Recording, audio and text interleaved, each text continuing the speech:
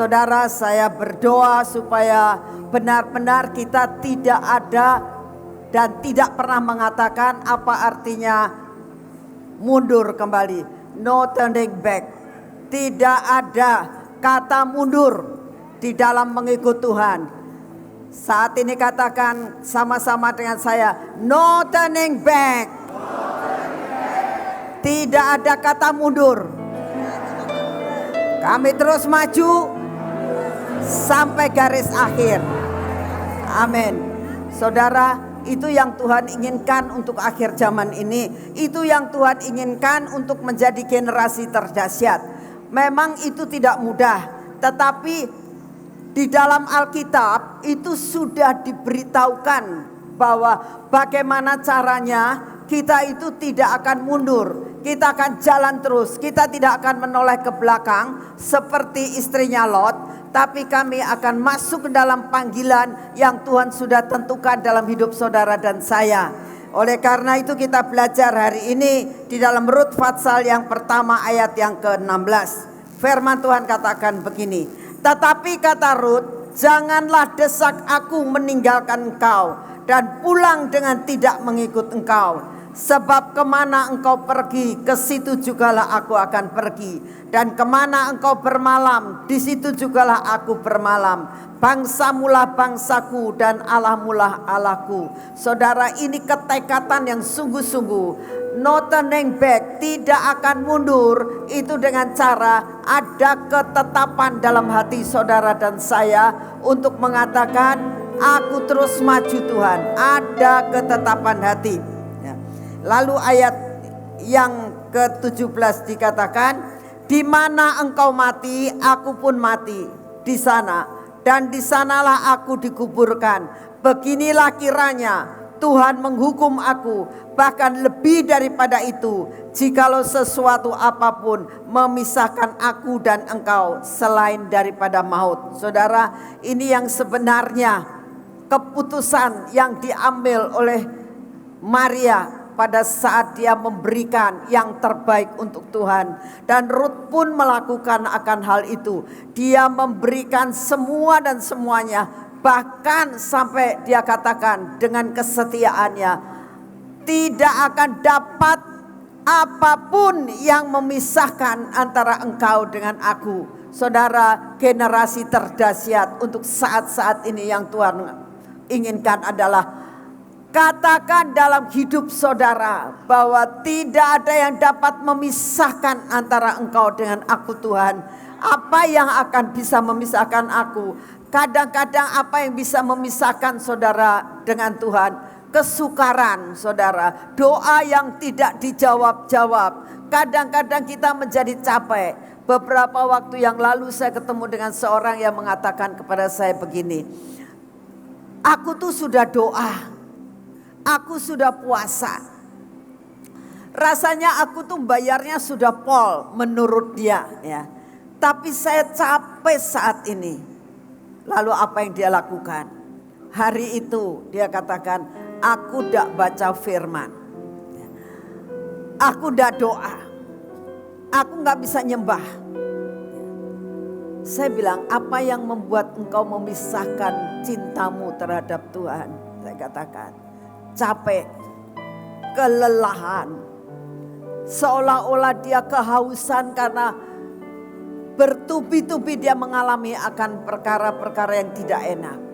Tapi hari ini saudara, saya mendorong saudara, apapun yang Tuhan izinkan terjadi, itu sangat baik buat saudara dan saya. Ada pendidikan yang belum selesai.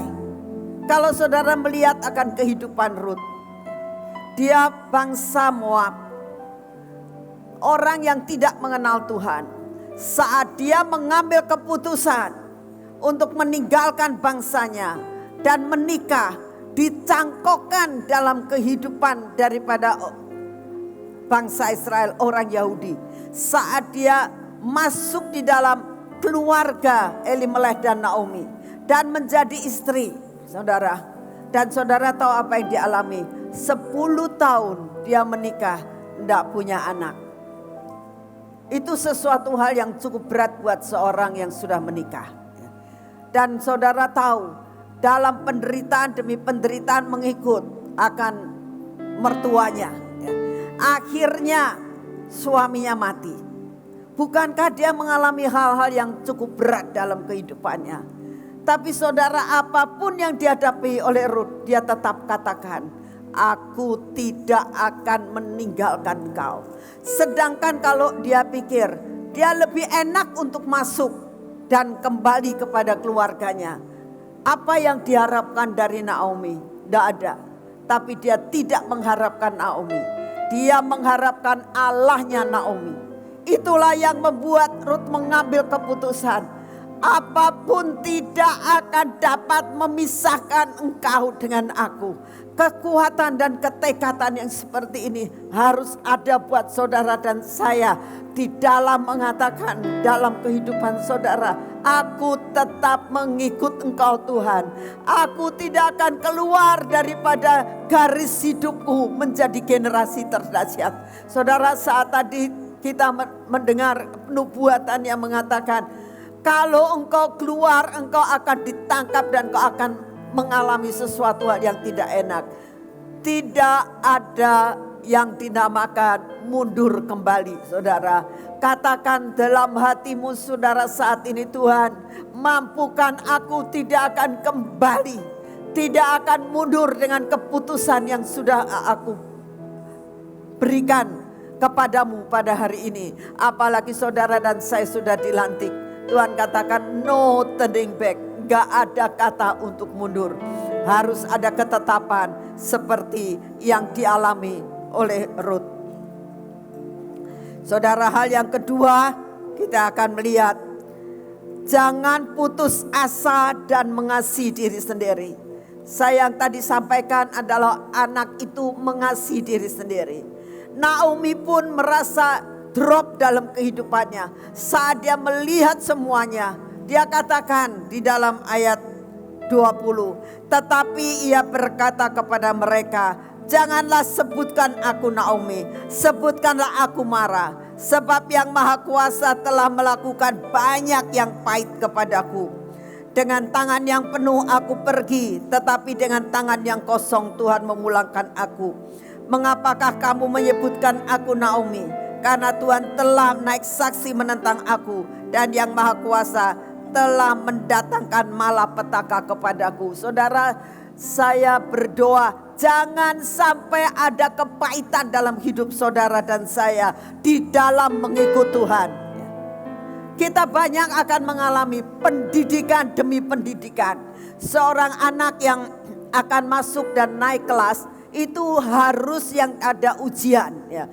Saudara dan saya ikut Tuhan itu ada ujian. Saudara masuk dalam gelombang 3 tahun lawatan, jangan dikira itu enak, ya.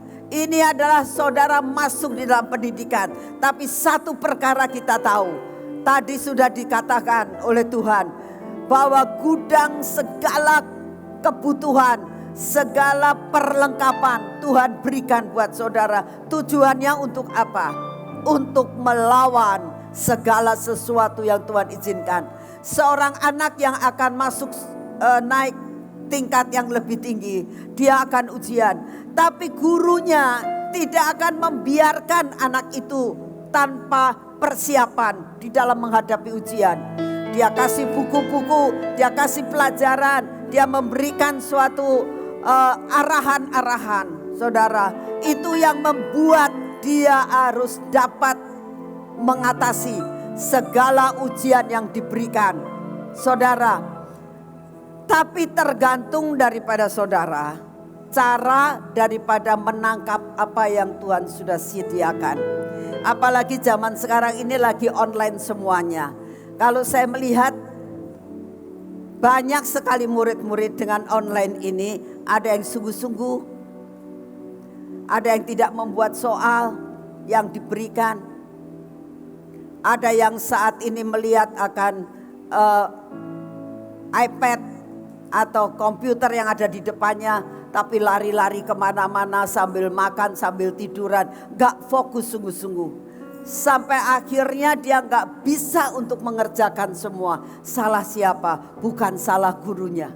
semua sudah disediakan. Tapi kalau tidak bersungguh-sungguh, hasilnya tidak akan bisa naik kelas. Demikian juga untuk putaran terakhir ini, yang Tuhan mau fokus dengan Tuhan. Apa yang Tuhan izinkan terjadi, belajar jangan mengasihani diri sendiri. Naomi ini mengasihani diri sendiri. Dia bilang, apalagi yang aku punya? Aku sudah tidak punya apa-apa.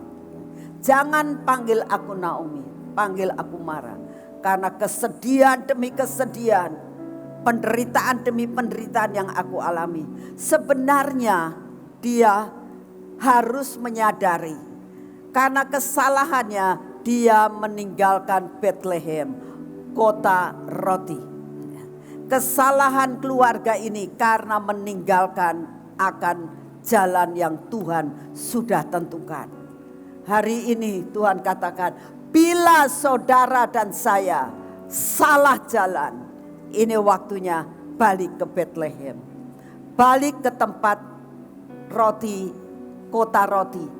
Kota yang menyediakan segala sesuatu kebutuhan yang saudara dan saya sangat perlukan, yaitu kebutuhan jasmani dan rohani.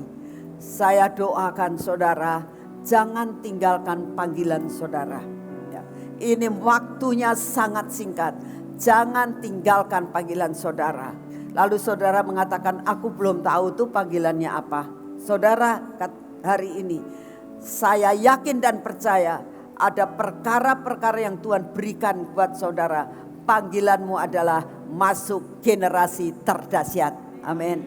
Jadi kita harus tahu, jangan mengasihani diri sendiri. Jangan mengatakan aku enggak bisa apa-apa kok. Aku bisa apa? Saudara, jangan mengecilkan akan talenta yang Tuhan sudah berikan. Tuhan bisa memperlipat kali gandakan. Asalkan kita mau belajar. Tidak ada satu jalan yang tertutup jikalau saudara mau belajar.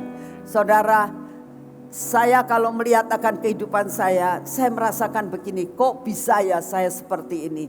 Waktu dulu saudara, untuk ketemu dengan orang banyak itu gak memungkinkan saya bisa demam panggung kalau saya ada tempat ini. Saat tadi ya, saya tidak punya persiapan apa-apa. Pada saat tiba-tiba Ibu Iin mengatakan kepada saya, ayo maju, Tuhan bilang kamunya mau dipakai Tuhan. Saya rada bingung saudara, tapi saya belajar untuk taat. Tuhan tidak harus bicara dengan saya, Tuhan bisa bicara dengan siapa saja. Dan saya tahu persis waktu Ibu Iin ngomong begitu, saya bilang, Tuhan aku siap. Aku tidak tahu apa yang harus aku omongkan. Tapi kalau engkau bicara dengan Ibu Iin untuk saya naik ke atas, dan untuk engkau mau pakai aku siap. Sekalipun saya tidak tahu apa yang harus saya lakukan, tidak ada persiapan. Sebelumnya juga tidak ada rundown yang seperti itu saudara. Yang seperti kita tadi sedang lakukan. Tidak ada rundown yang seperti itu. Jadi saya bingung, saya lihat rundown. Kan ini belum waktunya saya maju ke depan. Ini belum waktunya Sion untuk maju ke depan. Jadi saya rada rancu dan rada bingung saudara. Tetapi satu perkara, belajar untuk tidak mengasihani diri sendiri. Dan tidak sombong saudara. Kalau misalnya saya katakan, wong Tuhan gak ngomong sama saya kok. Saya gak mau maju. Semua rencana Tuhan gagal saudara. Tidak akan terjadi apa yang tadi kita lakukan. Tapi belajar untuk mengerti Tuhan, apa yang Tuhan mau. Apa yang Tuhan kamu mau. Jangan mengatakan aku belum siap. Aku belum tahu apa yang harus dilakukan. Jalan saja saudara. Jalan saja. Yang Tuhan mau. Pandang Yesus, Tuhan yang membuat jalan. Amin. Jadi saya mengatakan, Tuhan saya gak tahu apa yang harus saya lakukan. Tapi saya mau melakukan apa yang kau mau. Aku tidak mau ketinggalan. Aku tidak mau dikatakan bahwa aku mengasihani diri sendiri. Dan sombong yang merasakan Tuhan gak bicara dengan saya. Tuhan sanggup membuat semua di sekitar kita bisa menunjang sampai rencana Tuhan harus jadi atas hidup saudara. Amin. Jadi belajar jangan mengasihani diri sendiri. Hal yang ketiga, kita melihat apa yang dialami oleh Ruth. Dia tidak punya sesuatu yang diharapkan, tapi dia mau ikut akan Allahnya Naomi. Sampai di sana dia gak ngerti dia harus tinggal di mana. Ruth tidak tahu dia harus tinggal di mana. Karena Naomi sudah bilang, kamu mau mengharapkan apa dari aku? Aku sudah gak punya apa-apa. Semua harta sudah habis, rumah sudah habis. Saya juga tidak tahu nanti aku di sana mau tinggal di mana. Rasanya gak ada pengharapan. Tetapi apa yang dialami oleh Ruth? Dia katakan, jangan desak aku untuk aku kembali. Aku mau mengikut engkau. Saudara, yang ikut seperti itu Tuhan tidak akan meninggalkan saudara dan saya. Yang penting kamu ada ketekatan, Tuhan aku mau ikut engkau apapun yang terjadi. Saudara, kalau saya mendengar akan banyak kesaksian-kesaksian di mana yang saat ini ke pulau-pulau bahkan ke luar negeri itu dengan biaya yang sangat minim. Tapi saudara, saat mereka pulang kembali dikatakan bahwa apa yang sudah dia lakukan itu berkatnya luar biasa. Pulang pergi ada biayanya. Dari mana? Tuhan tidak pernah meninggalkan saudara dan saya. Tidak usah takut di dalam mengikut Tuhan, saudara. Saya mau sampaikan, tidak usah takut. Kalau saudara berjalan dalam tracknya Tuhan, Tuhan akan menjamin dan memeliharakan saudara. Lihat ini contohnya Ruth. Begitu dia ada ketekatan dan kedekatan untuk ikut Tuhan, apa yang terjadi? Tuhan selalu buka peluang. Tuhan selalu buka peluang. Dalam mengikut Tuhan, Tuhan selalu buka peluang. Ingatkan dalam dirimu, Tuhan tidak pernah menutup semua rencananya atas hidup saudara dan saya. Saudara lihat apa yang dialami oleh Ruth. Dia tidak mengasihani diri sendiri. Dia tidak mengatakan, aduh aku seorang janda, aku orang Moab, aku tinggal di tengah-tengah orang Israel, orang Yahudi. Apa kata orang? Dia tidak memikirkan dirinya sendiri. Tapi dia terus jalan dan jalan dan jalan. Sampai dikatakan dalam Rut pasal yang kedua ayat 2. Kata Rut perempuan Moab itu berkata kepada Naomi, biarkan aku pergi ke ladang memungut bulir-bulir jelai di belakang orang yang murah hati kepadaku. Dan saud Naomi kepadanya, pergilah anakku. Saudara, dia tidak mau tinggal diam. Tapi dia matanya jeli. Apa yang dia lihat saat dia sedang berjalan menuju Bethlehem, dia tahu kok ini sekarang musim penuai ya. Sedangkan dia tahu persis siapa yang mau memakai dia sebagai pekerja di ladangnya. Dia nggak tahu, kenal sama orang pun tidak. Tapi satu perkara, kalau kau benar-benar ada dalam tracknya Tuhan, Tuhan selalu buka jalan. Saudara, pada suatu saat di mana saya begitu menikah, saya mau tidak mau harus mengikut suami.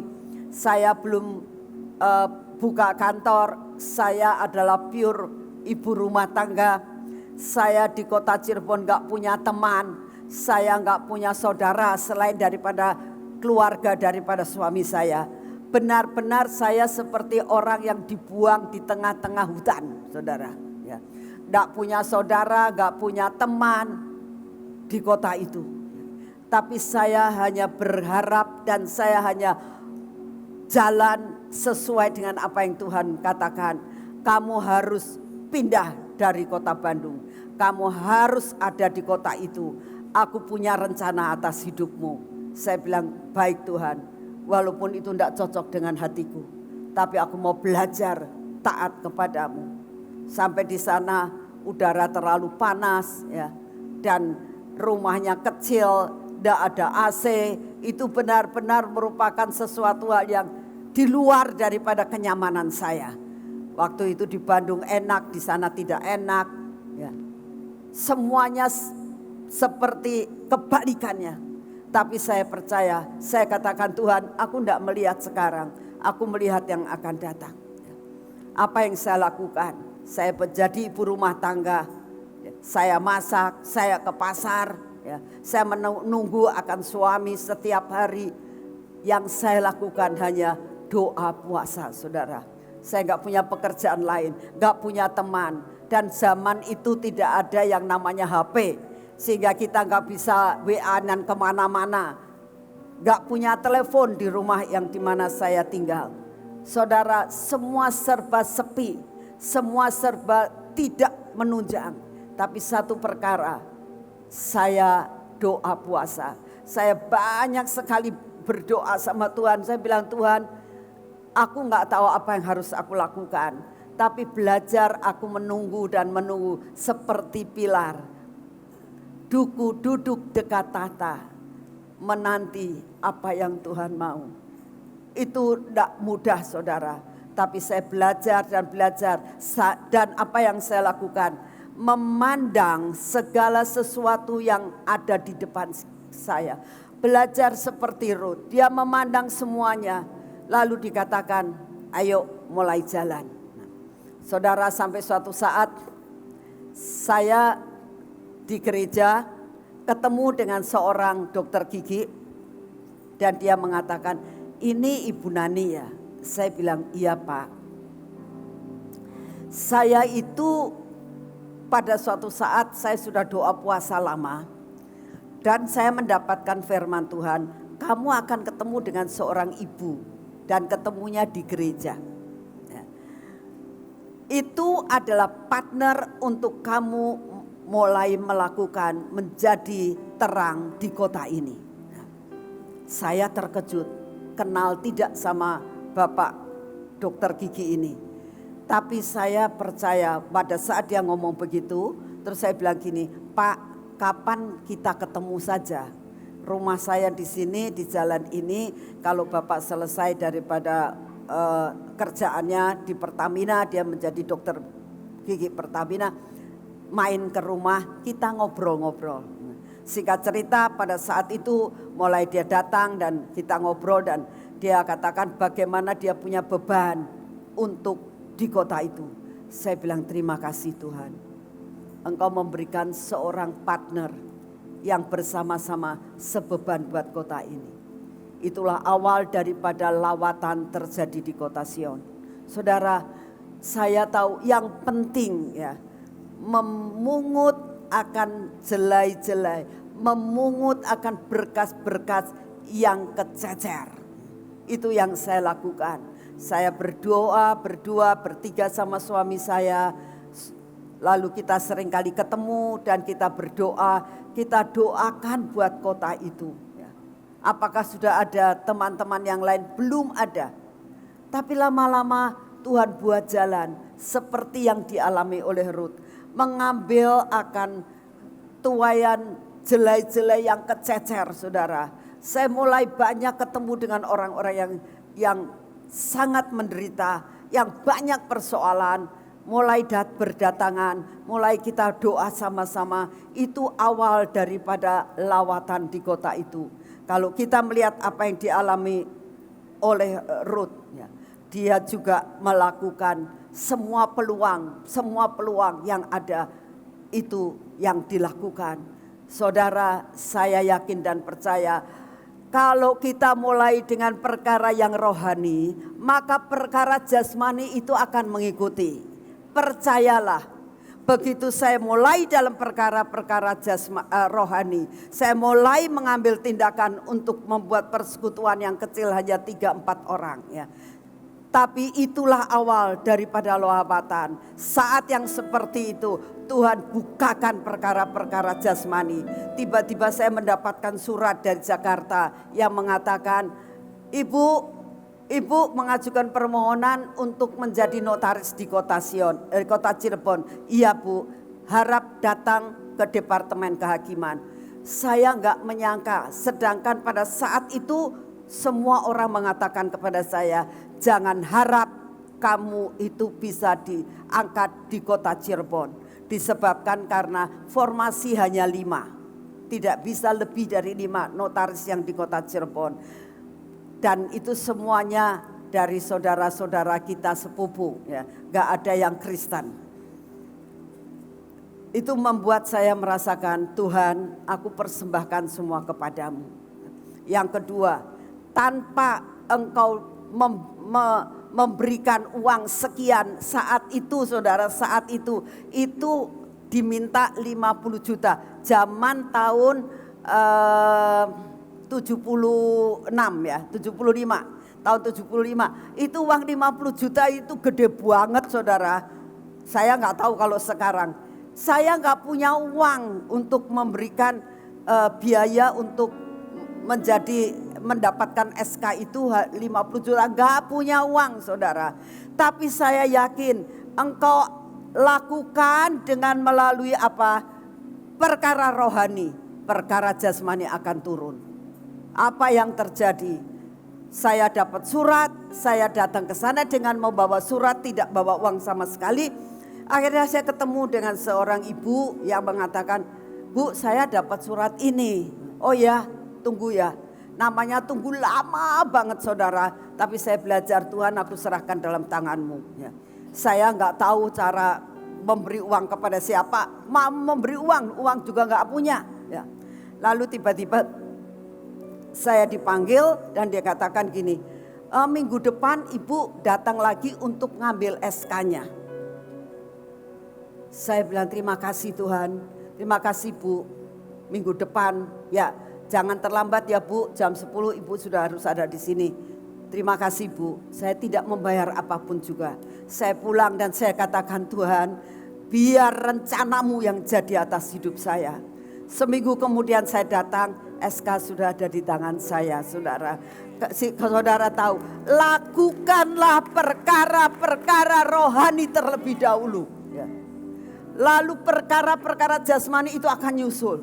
Sesuatu hal yang mustahil akan bisa terjadi jikalau saudara mau mendahulukan Tuhan. Saudara tahu, awal daripada Rut, dia mendahulukan Tuhan. Dia katakan aku tidak ikut akan Naomi, tapi aku ikut Allahnya Naomi yang luar biasa itu. Saya tidak bisa mengharapkan apa-apa daripada kota Sion pada saat itu. Mau jadi apa saya tidak tahu. Tetapi yang penting saya belajar taat untuk mengerti apa yang Tuhan mau. Dan saudara, kalau saat ini saya boleh berdiri di tempat sini, semua karena anugerah Tuhan. Saya mau sampaikan kepada saudara, pada waktu saya mau pensiun 8 tahun yang lalu, saya sudah pensiun saudara. Waktu saya mau pensiun saya ada rada takut. Tuhan, saya bilang, aku sudah tidak bisa membiayai Gracia lagi. Apalagi engkau menginginkan untuk membuat sekolah. Sekolah setiap bulan itu defisitnya 75 juta Tuhan, saudara. Saya bilang saya gak bisa lagi Tuhan, aku sudah pensiun. Dari mana aku mendapatkan uang itu? Tapi Tuhan katakan, nak, kamu ikut aku dengan sungguh-sungguh. Aku tidak akan membiarkan pelayananmu. Aku tidak akan membiarkan hidupmu. Saudara, saya mau sampaikan di hadapan Tuhan dan di hadapan manusia. Sampai dengan saat ini saya tidak pernah kekurangan. Sampai dengan saat ini Gracia tetap dipeliharakan Tuhan. Sekolah tidak pernah, guru tidak dibayari. Radio tidak pernah dikatakan tidak pernah dibayar. Terus setiap bulan Tuhan cukupkan bahkan berlebih. Saudara, saya mau sampaikan kepada saudara, kalau engkau mendahulukan Tuhan, tidak akan saudara dan saya ditinggalkan. Lihat akan Rut ini, dia tidak sudah meninggalkan semuanya dan Tuhan tetap memeliharakan. Yang keempat kita lihat, mempunyai attitude yang sungguh-sungguh baik. Dimanapun juga saudara berada, bagaimana saudara bisa dipercaya kalau tidak saudara punya hati, jiwa, karakter, attitude yang sungguh pas di hatinya Tuhan. Boas mengatakan, telah dikabarkan orang kepadaku dengan lengkap segala sesuatu yang engkau lakukan kepada mertuamu sesudah suamimu mati, dan bagaimana engkau meninggalkan ibu bapakmu dari tanah kelahiranmu, serta pergi ke suatu bangsa yang dahulu tidak engkau kenal. Dia pergi ke bangsa yang tidak pernah dikenal. Tuhan kiranya membalas perbuatanmu itu, dan kepadamu kiranya dikaruniakan upahmu sepenuhnya oleh Tuhan Allah Israel, yang di bawah sayapnya engkau datang berlindung. Saudara, berlindunglah kepada Allah Israel yang kita kenal dalam nama Tuhan Yesus. Jangan berlindung kepada yang lain. Kemudian berkatalah Rut, memang aku mendapat belas kasihan daripadamu ya Tuanku, sebab Tuhan telah menghiburkan aku dan telah menenangkan hati hambamu ini. Walaupun hambamu tidak seperti salah seorang hamba-hamba perempuan yang lain. Saudara, orang lain bisa melihat apa yang ada dalam hidup saudara. Punya attitude yang sungguh-sungguh luar biasa. Saya berdoa saudara, biarlah terang Kristus, sifat Kristus, kemuliaan Kristus bisa dibaca oleh setiap orang, dimanapun juga saudara berada. Itu yang akan membuat respect daripada semuanya. Saudara, saya mau sampaikan kepada saudara, setiap hari saya selalu menghadap di mahligai Tuhan. Apa yang saya katakan? Saya katakan gini, Tuhan, aku hadapkan wajahku kepadamu. Biarlah radiasi surga memancar dalam wajahku, sampai semua orang bisa melihat ada engkau di dalam diriku. Itulah yang saya lakukan saudara. Saya selalu minta Tuhan, jangan melihat siapa saya, tapi melihat engkau yang ada dalam hidup saya. Biarlah, bukan berarti saya sudah sempurna. Saya orang yang tidak sabar saudara. Seringkali saya itu, aduh Tuhan, aku tuh pengen sabar. Tapi seringkali kalau ngelihat segala sesuatu yang tidak cepat dilakukan, tidak ada anak-anak yang lain kurang menyamber, saya tuh gemes gitu saudara. Tapi saya bilang, Tuhan berikan aku roh kesabaran, berikan aku roh pengertian. Ya. Saya masih banyak belajar dari semua kekurangan dalam hidup saya. Tapi saya katakan, Tuhan, bentuk saya sampai rencanamu jadi dalam hidup saya. Saudara, ini yang dilakukan Rut. Dia dibentuk oleh Tuhan sedemikian rupa sampai karakternya bisa dilihat. Hasilnya apa saudara? Kayak kita melihat akan apa yang dikatakan bahwa ayat yang ke-11 dari Rut pasal yang keempat. Dan seluruh orang banyak yang hadir di pintu gerbang dan dari para tua-tua itu berkata, kamilah menjadi saksi. Saudara coba. Sampai tua-tua di sana mau menjadi saksi. Itu kalau orang tidak benar-benar baik, tidak mungkin hal itu bisa dikatakan. Kamilah menjadi saksi. Tuhan kiranya membuat perempuan yang akan masuk ke dalam rumahmu itu seperti Rahel dan Lea, yang keduanya telah membangunkan umat Israel. Biarlah engkau menjadi makmur di Efrata, dan biarlah namamu termasyur di Bethlehem. Makmur dan termasyur, siapa yang tidak mau? Coba angkat tangan yang tidak mau. Siapa yang mau makmur dan termasyur dalam hidup saudara? Termasuk saya juga mau. Siapa yang gak mau hidup makmur? Siapa yang tidak mau hidup terkenal? Tapi satu perkara, jadikan Tuhan nomor satu dalam hidupmu. Kejar Tuhan, semuanya akan ditambahkan kepadamu. Mari kita berdoa. Terima kasih buat firman-Mu pada pagi hari ini ya Tuhan. Buat kami mengerti pada putaran terakhir ini, Engkau sudah melantik kami sebagai generasi terdahsyat. Buat kami mengerti hati-Mu Tuhan. Buat kami mendahulukan Engkau lebih daripada semuanya. Dan kami sangat percaya Tuhan, Engkau tidak pernah meninggalkan kami. Seperkara-perkara jasmani adalah perkara yang kedua. Tapi perkara yang pertama, kami akan mengejar Engkau terus Tuhan. Dan kami yakin dan percaya perkara rohani yang sudah kami kejar, maka perkara-perkara jasmani Engkau akan lengkapkan dalam hidup kami sampai akhir daripada kehidupan kami. Buat putaran terakhir ini Tuhan, buat kami finish strong dalam menghadapi segala sesuatu. Terima kasih untuk kasih setiamu. Dalam nama Tuhan Yesus, biar firman ini termeterai jadi. Terima kasih Bapak. Amin, amin, amin.